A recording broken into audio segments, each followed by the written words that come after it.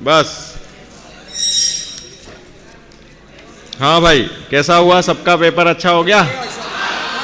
आनंद आ गया?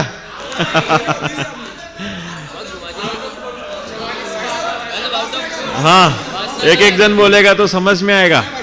हाँ बोलो, आकाश बोल रहा है आज, माइक आकाश के हाथ में है ना।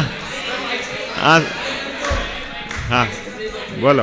भाई साहब, एग्जाम पेपर बहुत आनंद पूर्वक संपन्न हुआ। हाँ पर वो वासना काल वाले एक्स्ट्रा क्वेश्चन आ गए थे तो थोड़ा उन्हें प्रॉब्लम हुआ। वासना काल वाला प्रश्न आया। और 40 गया था। और कोई को बताना चाहता है? हाथ ऊंचा करे, एक साथ बोलेंगे तो मैं शतावधानी नहीं हूं। हाँ बोलो, क्या बोल रहे? हाँ हाँ अच्छा, हाँ और हाँ ठीक है, बाकी अच्छा हुआ कुल मिला के ना, कोई दिक्कत नहीं रही। हाँ बाकी सब शांत रहना। अच्छा, डबल भी रिपीट। अस्थिर कर्म डबल आ गया। हाँ सुनो सुनो सब। अच्छा, तो फिर तो फायदा ही फायदा हो गया। ये तो एक्स्ट्रा बोनस मिल गया आप लोगों को है। हाँ ठीक है। हाँ बस, और अब शांति से। हाँ बोलो भाई, क्या बोल रहे? सुनो सुनो, सब शांत हो जाओ। हाँ, सूर्य की किरणों में कौन सा कैसा है? सूर्य की किरणों का कौन सा उदय है? सुनो, सूर्य शब्द आ गया ना आपको। मूलन्नुपहा अग्नि, मूल और प्रभा जिसका उष्ण हो, उसे कौन से नाम कर्म का उदय होता है? उसे उष्ण नाम कर्म का उदय बोलते हैं। मूल और प्रभा गर्म हो। सुनो, अरे अभी मेरे को बोलने दो ना। फिर दूसरा प्रश्न का उत्तर यह है कि भाई सूर्य और सूर्य की किरणें, तो सूर्य स्वयं ठंडा है या गर्म है? तो सूर्य को अगर हम बोलते हैं तो सूर्य से किरणें निकलती हैं क्या? पहली बात तो ये जैन सिद्धांत, भाई सूर्य में आतप नाम कर्म का उदय पाया जाता है, क्योंकि मूल ठंडा है और प्रभा उष्ण है।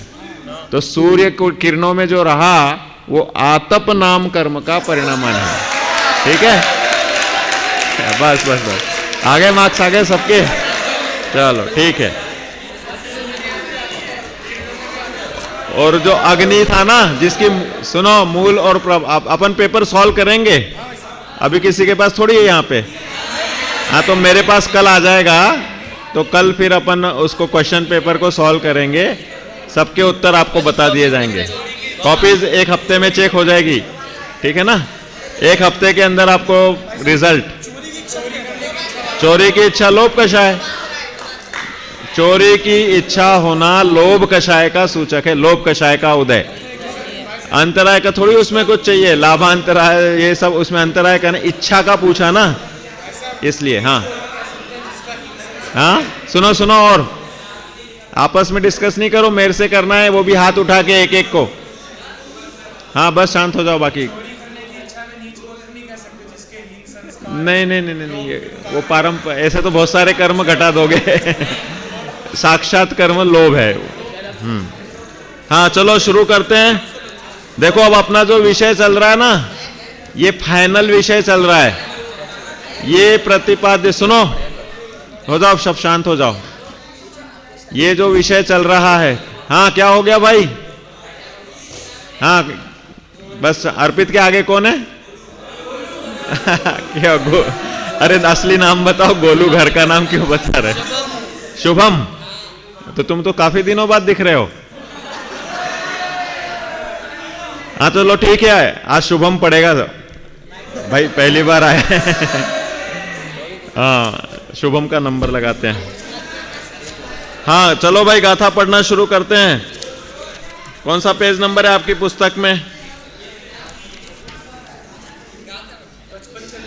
मेरे को बड़े अक्षर वाली दो यार, नहीं तो मेरे को दूर करना पड़ेगा ऐसे। हाँ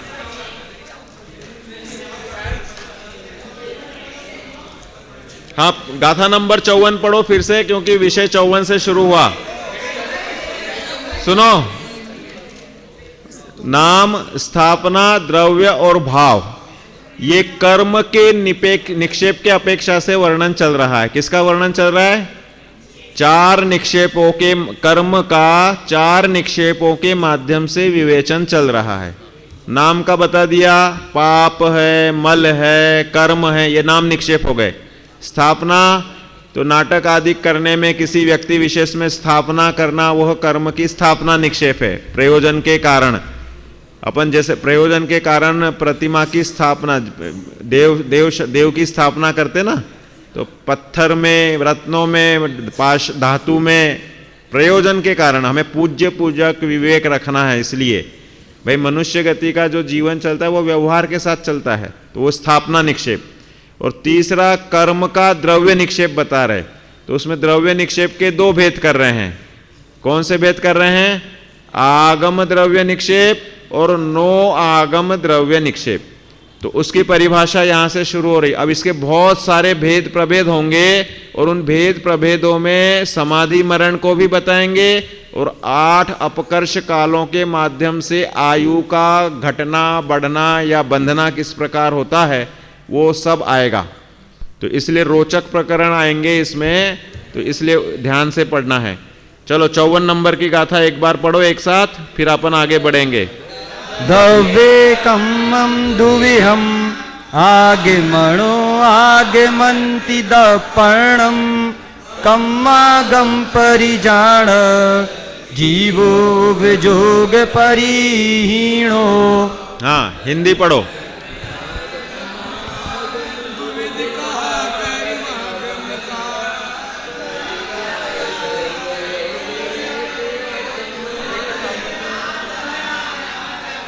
हाँ, अब इसके पीछे पीछे पढ़ना।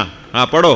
द्रव्य कर्म आगमिनो आगम दुविध कहा कर्मागम कहा परिगायक उपयोग रहित आत्म आगम द्रव्य में कहा। हाँ, अब इसका सरलार्थ पढ़ो।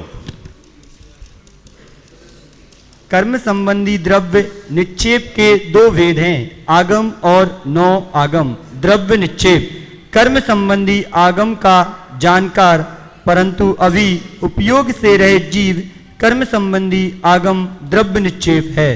स्पष्टीकरण। बस रुको, देखो ये परिभाषा आपको ध्यान रखनी है, क्योंकि अब भेद प्रभेद शुरू होंगे ना, तो उसमें ये परिभाषा के बाद में आपको सब मालूम पड़ेगा। तो क्या बता रहे? द्रव्य निक्षेप बता रहे। भाव निक्षेप में तो उपयोग भी उसी में मगन चाहिए। जैसे आपके निक्षेपों में है ना, श्रेणिक राजा द्रव्य निक्षेप से वर्तमान में तीर्थंकर हैं। ठीक है, डॉक्टरी आप शास्त्री फर्स्ट ईयर में किसी ने एडमिशन लिया, उसको हम कहेंगे ये शास्त्री है। किस अपेक्षा से? द्रव्य निक्षेप की अपेक्षा से। यही द्रव्य भविष्य में वह होगा। इसी तरह से जो कर्म स्वरूप शास्त्रों का जानकार है लेकिन उपयोग अभी उसका नहीं है, उपयोग मतलब एकाग्र चिंता वाला जो ध्यान उसमें चाहिए, लब्धि और उपयोग जो प्रगट ज्ञान की पर्याय है, उसमें उपयोग उसका उसमें नहीं है लेकिन उसको जानकारी पूरी है। ठीक है ना, उपयोग उसमें रहे तो वो भाव निक्षेप में हो जाएगा। आगे आएगा अपना भाव निक्षेप का वर्णन, उसमें भी यही भेद आएंगे, आगम भाव निक्षेप, नो आगम भाव निक्षेप। दूसरा नो शब्द आ जाएगा ना, तो जैसे अपन कर्म, नो कर्म, नो कर्म मतलब सामग्री रूप है, शरीर है या जो भी बाह्य पदार्थ जितने भी हैं। तो इसी तरह से नो आगम शब्द आया ना, तो नो आगम में सामग्री को लेंगे। अभी अपना उसका विवेचन अगली गाथा में आ रहा है। तो इस तरह से ये इसमें अपन ने सरलार्थ में इसलिए लिया कि भाई विषय एक बार रिवाइज हो। बाकी अपन ने फिर इसमें आप्त के उपदिष्ट जो वाक्य हैं उसे क्या कहते हैं? आगम कहते हैं। यहाँ कौन से आगम का प्रयोजन है? कर्म निक्षेप है, तो कर्म संबंधी निरूपण शास्त्रों का आगम है यहाँ पर। अब वो कर्म संबंधी निरूपक शास्त्र आपका गोमटसार स्वयं है, धवला आदिक है, या जो भी अनेक ग्रंथ हैं, तो उसमें उपयोग तो नहीं है लेकिन जानकारी है। जानकारी है तो वह द्रव्य निक्षेप वाला आगम द्रव्य निक्षेप नाम पाता है। कौन? ऐसे जीव का, उसमें दिया ना स्पष्टीकरण में, कर्म संबंधी। पढ़ो भाई स्पष्टीकरण। कर्म संबंधी आगम को जानने वाले जीव उनके शरीर तथा उनके साथ संबंधित अन्य संयोगों के साथ कर्म व्यवहार करना कर्म संबंधी द्रव्य निक्षेप है। हाँ, देखो क्या क्या लिया। ऐसे जानने वाला जीव का शरीर, उसके संबंधित अन्य संयोग और उनके साथ में कर्म का व्यवहार करना, यह कर्म संबंधी द्रव्य निक्षेप है। ठीक है, कर्म संबंधी आगम जानने वाला होना चाहिए। सबसे पहली शर्त तो यह है, कर्म संबंधी आगम नहीं जानता तो द्रव्य निक्षेप लगेगा ही नहीं। भाई द्रव्य निक्षेप किस में लगेगा? तीर्थंकर प्रकृति बंधी ही नहीं। आप कह दोगे ये जो बैठा है ये तीर्थंकर का द्रव्य बैठा है, तो कैसे संभव है?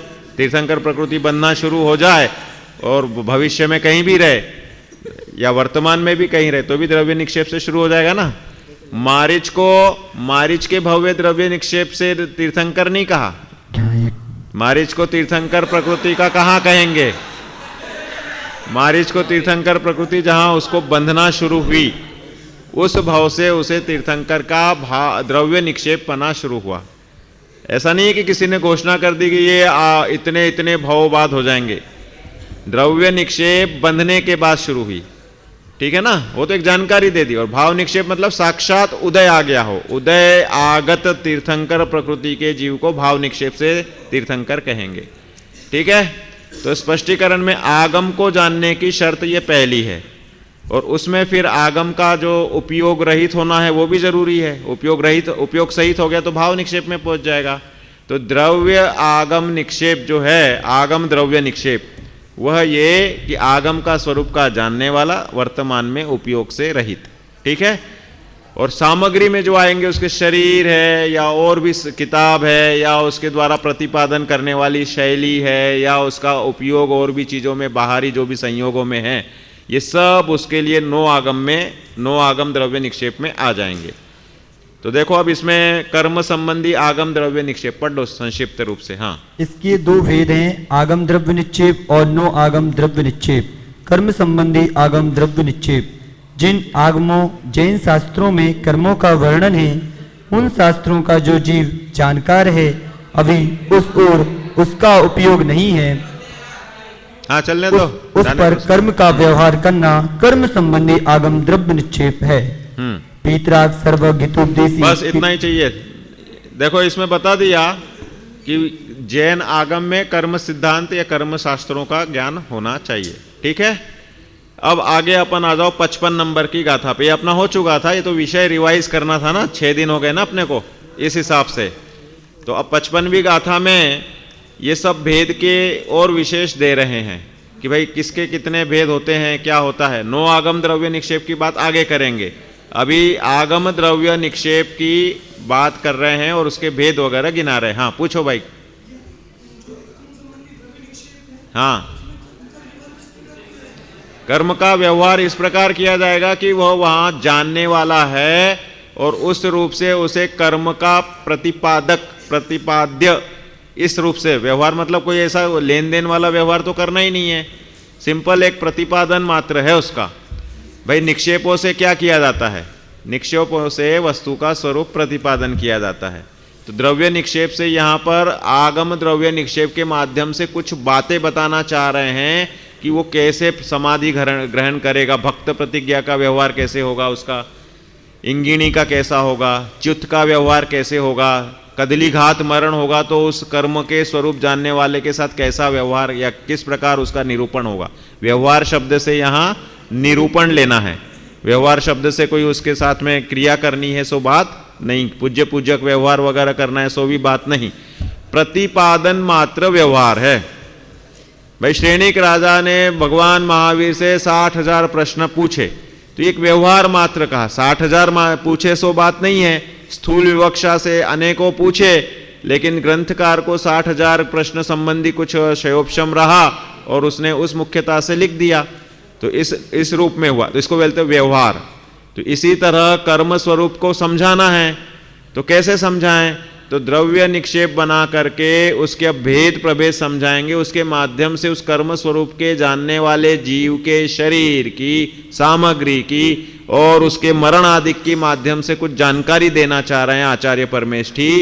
इसलिए ये निक्षेप बना के कर्म स्वरूप की जानकारी का व्यवहार किया जा रहा है।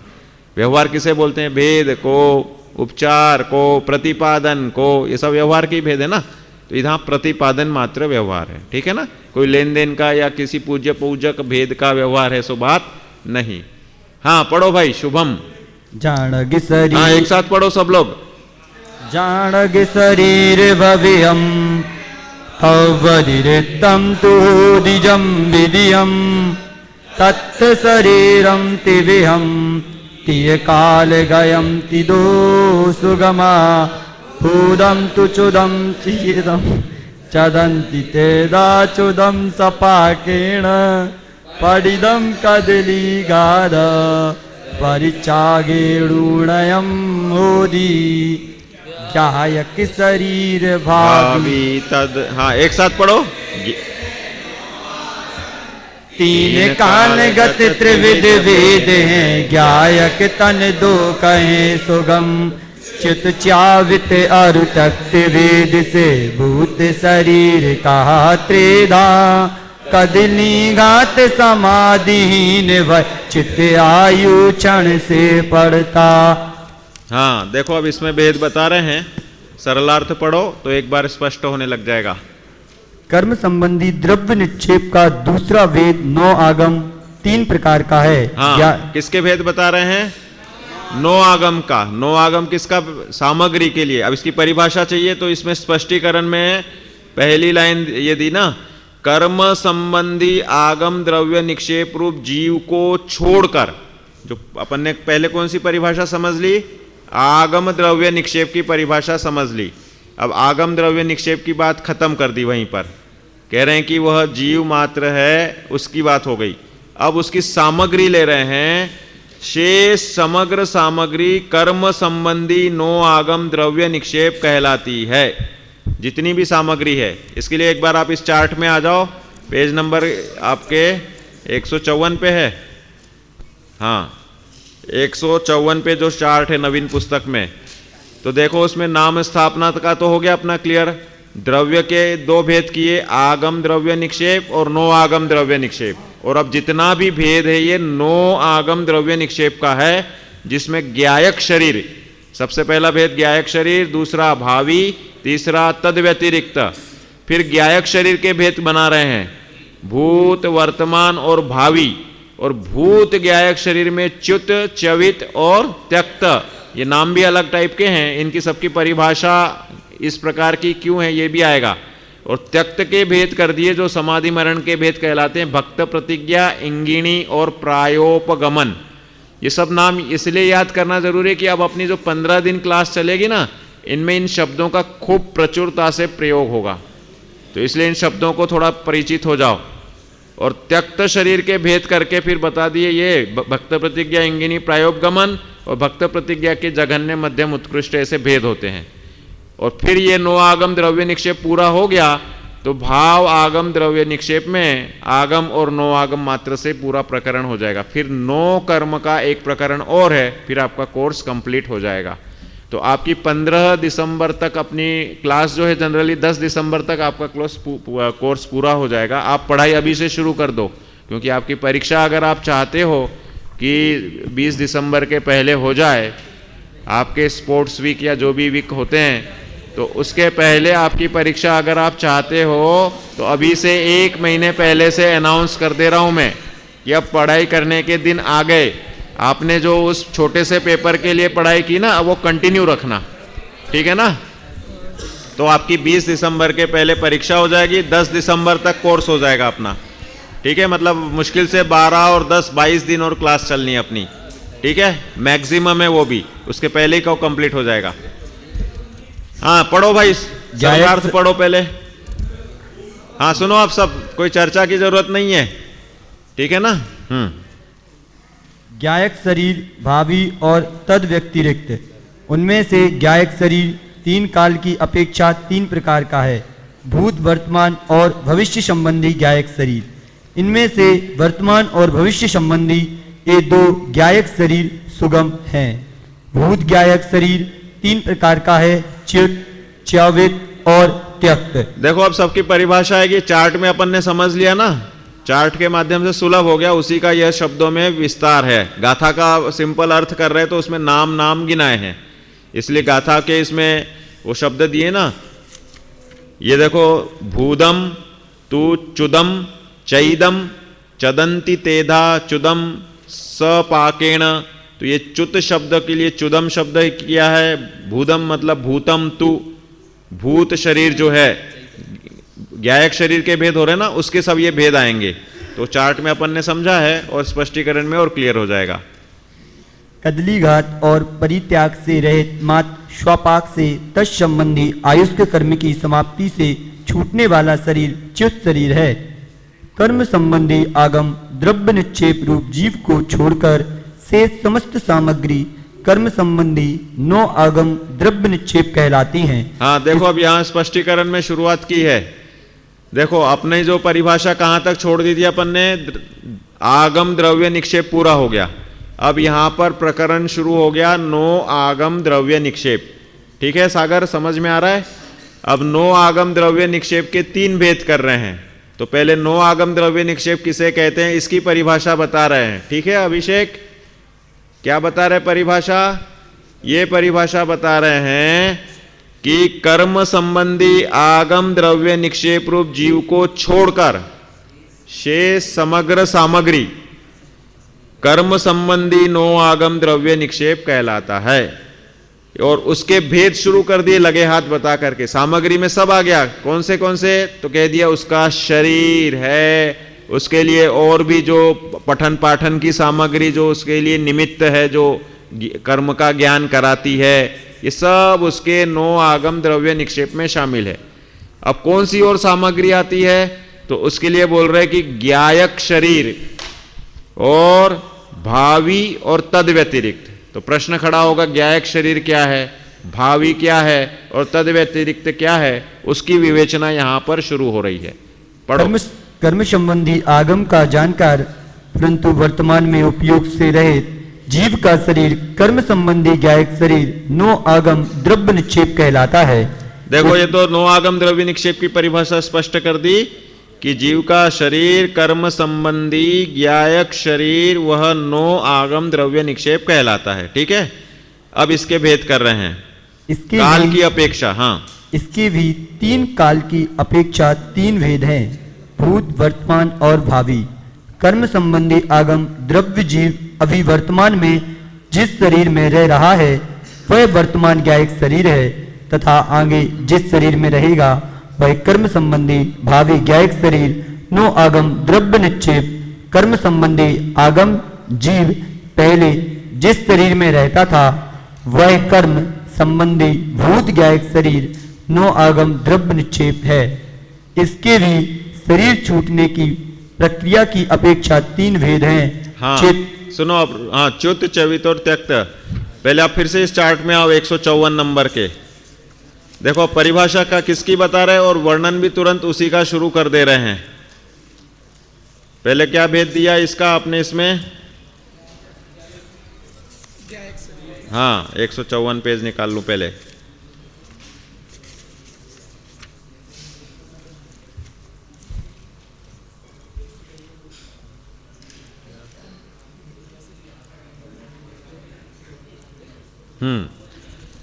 देखो, 9 आगम के भेद किए, ज्ञायक शरीर भावी तद व्यतिरिक्त। अब ज्ञायक शरीर का विवेचन शुरू कर दिया।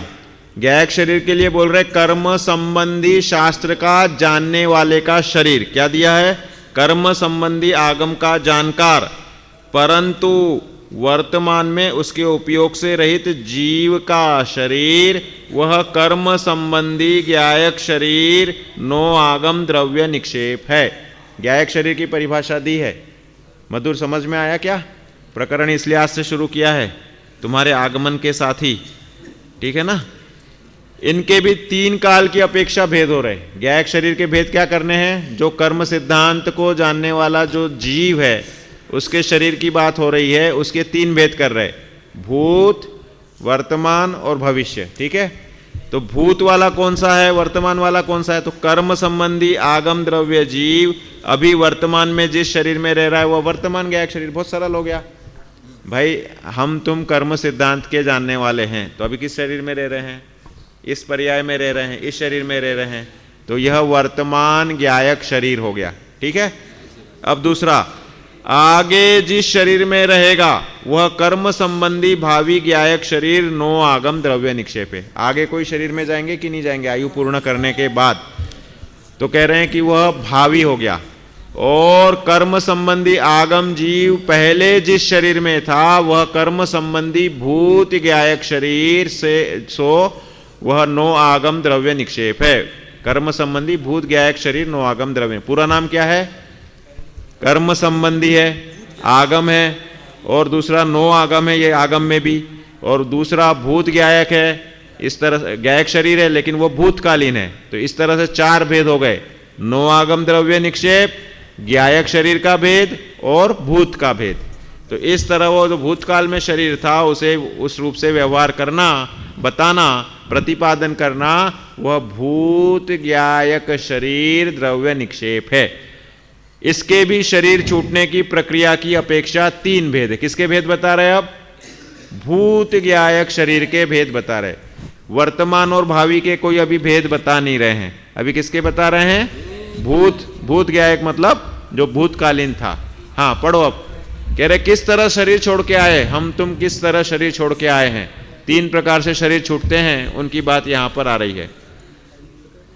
च्युत कदलीघात और परित्याग से रहित मात्र तत्संबंधी आयुष्क कर्म की समाप्ति के कारण आगम जीव का छूटा हुआ शरीर कर्म संबंधी च्युत भूत ज्ञायक शरीर नो आगम द्रव्य निक्षेप कहलाता है। हाँ देखो, च्युत ज्ञायक, अब शब्द नया लिया, कौन सा लिया है? च्युत, च्यवित और त्यक्त, इन तीन चीजों का विवेचन हो रहा है। किसके भेद हैं ये? भूत ज्ञायक शरीर के भेद हैं। समझ में आ रहा है?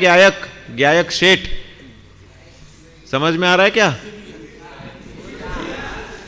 तुमसे ही पूछ रहा हूं, पेपर दिया तुमने बराबर? और कौन कौन नए से दिख रहे हैं मेरे को? वो अरिहंत आ रहा है, नहीं आ रहा है? अच्छा चलो ठीक है, जो भी है। बाकी मेरे को जिस जिसके नाम की याद आएगी मैं पूछते जाऊंगा। हाँ मधुर आ गया ना? और बाकी सेकंड ईयर की खाली खाली जगह दिख रही है बहुत सी। अंकुश नहीं आया? हाँ रत्न नहीं आया, दिवस, अंकुश और आकाश तो दिवस तो है। हाँ तो कॉपियां किसने किसने की? नंबर वगैरह सबके हो गए ना? पहुंच गई सब? भाई साहब के पास हो गई? अच्छा चलो ठीक है, मतलब कार्यक्रम पूरा हो गया ना कॉपी संबंधी नंबर का। हाँ चलो पढ़ो भाई आगे। तो च्युत, च्यवित और त्यक्त, इनका विवेचन चल रहा है। हाँ अभी फिर ज्ञायक शेठ को देंगे पढ़ने के लिए। इस प्रकरण को समझने से क्या लाभ है? हाँ सुनो भाई, देखो अभी क्या बता रहे हैं। कदली ज्ञात और परित्याग से रहित मात्र तत्संबंधी आयुष्य कर्म की समाप्ति के कारण आगम जीव का छूटा हुआ शरीर कर्म संबंधी च्युत भूत ज्ञायक शरीर नो आगम द्रव्य निक्षेप कहलाता। क्या बोल रहे? अब कदली घात शब्द आया, कदली घात की क्या परिभाषा है? तो अभी तो साधारण सी आपको परिभाषा बता देते, उसकी गाथा आ रही आगे। कह रहे हैं कि अचानक प्राण निकलना, उसके 8 कारण गिनाएंगे। विष खाने से, रक्त क्षय से, एक्सीडेंट होने से, इस तरह के 8 कारण गिनाए जो अचानक प्राण निकलेंगे किसी भी रूप से, उसे बोलते हैं कदलीघात मरण। और दूसरा ये है कौन सा? परित्याग। कह रहे हैं कि समाधि मरण नहीं किया है। परित्याग तो उसमें आएगा कि भाई जिसने समाधि पूर्वक शरीर को छोड़ा हो। और तीसरा ले रहे अपने आयु कर्म के समाप्ति के कारण। सब जीव मर रहे हैं ना अपनी अपनी योग्यता से, जैन हो चाहे अजैन हो, संसार के समग्र जीव राशि अपनी अपनी आयु से मरते हैं, लेकिन वे आगम के ज्ञाता नहीं है, इसलिए इस कैटेगरी में नहीं आएंगे। आगम के ज्ञाता होने वाले जो होंगे वो इस कैटेगरी में आएंगे। आगम द्रव्य, नो आगम द्रव्य निक्षेप ले रहे हैं ना, तो किन के लिए लगेगा? ये जैनों के में भी जो आगम के ज्ञाता है, कुछ विषय बता रहे हैं, तो इसलिए वह बता रहे हैं कि कर्म के सिद्धांत का प्रतिपादन कर रहे हैं। ठीक है ना शुभम? समझ में आया? क्या समझ में आया बताओ? तुम नीचे बात करने लग गए, जो कि तुम्हें खड़ा किया है स्पेशल। हाँ बताओ भाई, च्युत ज्ञायक शरीर किसे कहते हैं? कदलीघात और परित्याग से रहित। हाँ नहीं मैंने समझाया ना अभी, कदलीघात किसे कहते हैं। चलो पकड़ते हैं, वो तो जो गड़बड़ करेगा कहीं ना कहीं पकड़ा जाएगा। कदली घात किसे कहते हैं? बोलो। मैंने जो शब्द बताया वो चाहिए, किताब में कहाँ देखोगे? कदली घात मतलब, कदली मतलब क्या होता है? कदली मतलब केला, और घात मतलब पेड़ को नष्ट कर देना। कदली घात, केले के पेड़ में एक बार फल आने के बाद में पुनः फल नहीं देता तो उसे नष्ट कर दिया जाता है। तो कदली घात, एक साथ जिसके प्राण निकल जाए अचानक। और तीसरा भेद दिया त्यागने वाला, परित्याग से रहित। परित्याग मतलब समाधि मरण पूर्वक जिसने देह छोड़ा है। इन दोनों के अलावा जो साधारण नॉर्मल मरण होता है उसे क्या बोलते हैं? च्युत ज्ञायक शरीर। ठीक है, तो च्युत शब्द उसके लिए प्रतिपादन में लिया है। तो इस तरह से ये हुआ। अब इसमें पढ़ो आगे क्या लिखा है। इसे समझने से होने वाले कुछ प्रमुख लाभ निम्नलिखित हैं। लाभ नहीं चाहिए, पहले ऊपर लिखा ना, कदली घात और परित्याग की चर्चा, 2 लाइन है ना। कदली घात और परित्याग की चर्चा आगामी गाथाओं के संदर्भ में होगी, अतः यहाँ नहीं करेंगे। हाँ, समझ में आया? बैठ जाओ, हो गया, बैठ जाओ बैठ जाओ। अब गायक शेठ के पास दे दो माइक।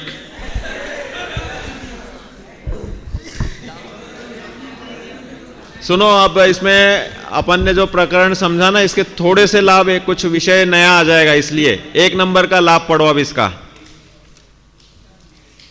जीव अमूर्तिक होने से इंद्रिय गम्य नहीं है तथा शरीर जड़ होने से पूज्य अपूज्य नहीं है। तथापि जिस शरीर में वह सद्गुणी या अवगुणी जीव रहता है, उस शरीर को ही सद्गुणी या अवगुणी मानकर उस शरीर के साथ पूज्यता या अपूज्यता का व्यवहार करके यह मैंने जीव के साथ ही किया है, ऐसा माना जाता है। इस प्रकार इस 9 आगम द्रव्य निक्षेप से ही समस्त लौकिक तथा धार्मिक पूज्यता अपूज्यता का व्यवहार चल रहा है। हाँ, देखो क्या अपन जो पूछ रहे थे ना व्यवहार, तो कह रहे हैं कि भाई हमें आत्मा दिखती है क्या? तो आत्मा नहीं दिखती तो आत्मिक गुणों की पूजा कैसे हो सकती है? तो कह रहे हैं कि जो मुनिराज हैं, जिन्होंने आत्मा को प्राप्त कर लिया, पंच परमेष्टि है ना अपने, तो जिन्होंने आत्मा को प्राप्त कर लिया, अरंत सिद्धाचार्य पाठक सब आत्मा की अवस्था है। तो इसमें जो अरंत सिद्ध, इसमें अरंत सिद्ध है, इन्होंने पूर्ण प्राप्त कर लिया, अनंत प्राप्त कर लिया, और एकांश या बहुतांश प्राप्त कर लिया, उन्हें बोलते हैं साधु परमेष्टि कहो या आचार्य उपाध्याय साधु परमेष्टि। ठीक है, और जिन्होंने प्रारंभ कर दिया है प्राप्त करना, उसे सम्यक दृष्टि या श्रावक में ले लेंगे। तो अब जो इनके साथ व्यवहार होता है तो उनके शरीर के साथ व्यवहार किया जाता है, क्योंकि हमें आत्मा तो दिखती नहीं है। तो साधु के साथ व्यवहार करोगे तो उनके गुणों का व्यवहार करने के लिए उनके पैर पड़ेंगे, तो हमने उनकी आत्मा को नमस्कार किया है। अरहंत प्रतिमा को नमस्कार कर रहे हैं, तो हम किसको नमस्कार कर रहे हैं? अरहंत की आत्मा को नमस्कार कर रहे हैं। क्यों? लौकिक अलौकिक व्यवहार पुद्गलाश्रित शरीराश्रित ही चलता है, इसलिए यहां पर जो 9 आगम द्रव्य निक्षेप दिया है वह इस व्यवहार के लिए दिया है। पढ़ो फिर से शुरू से ऊपर से। जीव अमूर्तिक होने से इंद्रिय गम्य नहीं है तथा शरीर जड़ होने से पूज्य अपूज्य नहीं है। देखो क्या बता रहा है, जीव तो अमूर्तिक हो गया तो इंद्रिय गम्य नहीं है, और शरीर पूज्य अपूजक नहीं है। अब इन दोनों में मिलान करना है, तो कैसे करते हैं? पढ़ो। तथापि जिस शरीर में वह सद्गुणी या अवगुणी जीव रहता है, उस शरीर को ही सद्गुणी या अवगुणी मानकर उस शरीर के साथ पूज्यता या अपूज्यता का व्यवहार करके यह मैंने जीव के साथ ही किया है, ऐसा माना जाता है। सुनो, अवगुणी और सद्गुणी व्यवहार, अवगुणी व्यवहार तो हमें करने की जरूरत ही नहीं है, क्योंकि जिन शासन में अवगुणों के प्रति मध्यस्थता की गई है, हमें उनके प्रति सिंपल साम्य भाव या विरक्तता या मध्यस्थता रख के उनसे इग्नोर, उनसे लक्ष्य हटाना है अवगुणी व्यवहार में। और दूसरा सद्गुणी व्यवहार कि भाई अनंत हैं, सिद्ध हैं, ये पंच परमेष्टि है, इनके प्रति सद्गुणी व्यवहार मतलब इनकी भक्ति है, इनके प्रतिपाद्य को ग्रहण करना है, इनके माध्यम से जो दिव्य ध्वनि या आगम आदिक है उनका लक्ष्य करके उस पथ पर चलना, ये उनके साथ का व्यवहार है। उनको तो कोई फर्क नहीं पड़ेगा, आप 80 प्रहार या वो करोगे अर्घावतारण तो अरंत सिद्ध को कोई प्रभाव नहीं पड़ेगा, हाँ, फर्क नहीं पड़ेगा, ठीक है। और आचार्य उपाध्याय साधु इनमें भी नहीं पड़ेगा, उनको संजोलन जन्य कदाचित विकल्प आ भी जाए। तो कहने का तात्पर्य हमें अपने परिणाम सुधारने के लिए वो काम हो सकता है, तो इसलिए ये व्यवहार करने की पद्धति है। तो इसलिए ये 9 आगम द्रव्य निक्षेप प्रतिपादन कर रहे हैं ज्ञायक शरीर के माध्यम से। पूरे अपने आगम में महिमाएं काय की है, एक ज्ञायक की और दूसरे ज्ञायक शरीर की, मतलब जिन्होंने ज्ञायक को जान लिया है ऐसे ज्ञायक शरीर की, ठीक है ना। ज्ञायक शरीर को अनंत सिद्ध परमेष्टि के पास ज्ञायक शरीर है ही नहीं, क्योंकि वो शरीर रहित हैं। ज्ञान शरीर है लेकिन ज्ञायक शरीर नहीं है, क्योंकि ज्ञायक शरीर उसे कह रहे हैं कि जो ज्ञायक को जानने वाला शरीर, इस विवक्षा से। और अपने इधर तो आगम द्रव्य निक्षेप चल रहा है, जो आगम के ज्ञाता हैं। तो आगम के ज्ञाता कौन है? तो कह रहे हैं कि भाई उत्कृष्ट रूप से जो पूर्ण रूप से कर्म सिद्धांत के ज्ञाता है, द्वादशांग में कर्म सिद्धांत है ना, कर्म प्रवाद, तो उस कर्म प्रवाद के ज्ञाता वे अच्छे सबसे श्रेष्ठ ज्ञाता है, तीर्थंकर परमात्मा, अरंत परमात्मा। और आचार्य उपाध्याय साधु जितने जितने अंशों में रहे इस हिसाब से वे उनके ज्ञायक के ज्ञाता रहे। तो उनके शरीर को पूजना ये व्यवहार इससे होता है। पढ़ो नेक्स्ट। इस प्रकार इस 9 आगम द्रव्य निक्षेप से ही समस्त लौकिक तथा धार्मिक पूज्यता का व्यवहार चल रहा है। सेकंड, इसी के आधार पर हम जिन गुणों को विकसित करना चाहते हैं उन गुणों से संपन्न जीव के छूटे हुए शरीर के प्रति भी आदर बहुमान का भाव व्यक्त करते हैं, तथा जिन अवगुणों को नष्ट करना चाहते हैं उन अवगुणों युक्त जीव के छूटे हुए शरीर के प्रति निरादर असम्मान का भाव व्यक्त करते हैं, जिससे लोक में सद्गुणों की प्रवृत्ति बढ़ती है तथा अवगुणों की प्रवृत्ति ह्रास को प्राप्त होती है। ठीक है, देखो ये सिर्फ व्यवहार शरीर तक मर्यादित नहीं होता है, आगे केस में दे रहे हैं।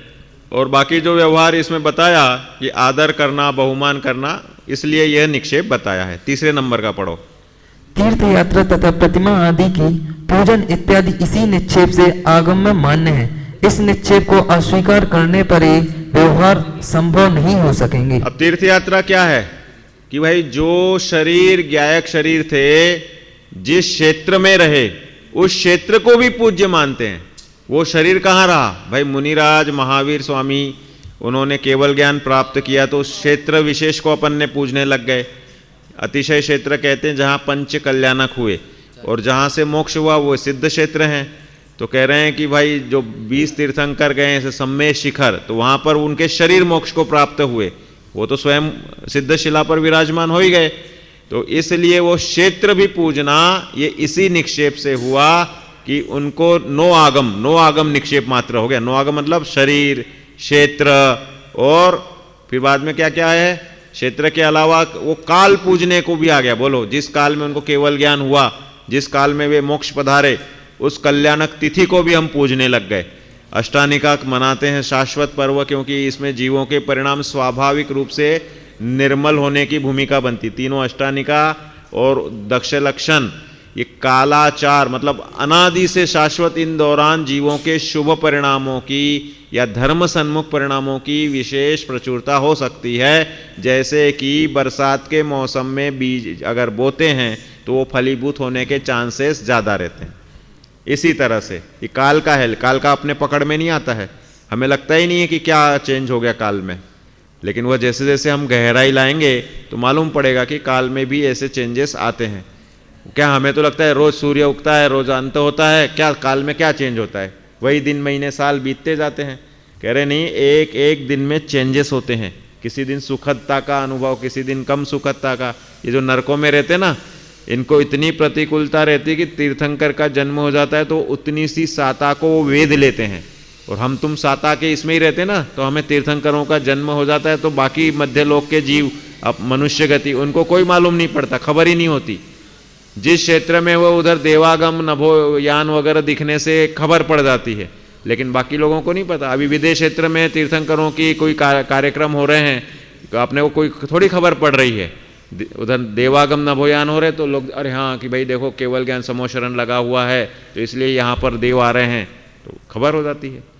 तो इसलिए काल का भी असर विशिष्ट होता है, क्षेत्र का भी होता है, ज्ञायक शरीर का या द्रव्य का बता ही रहे हैं निमित्त रूप से, और भाव को तो अपन जानते ही नहीं है। उनने जो जिस भाव को किया वह तो उसको मोक्ष को प्राप्त हो गए, भाव निक्षेप में आएगा वो।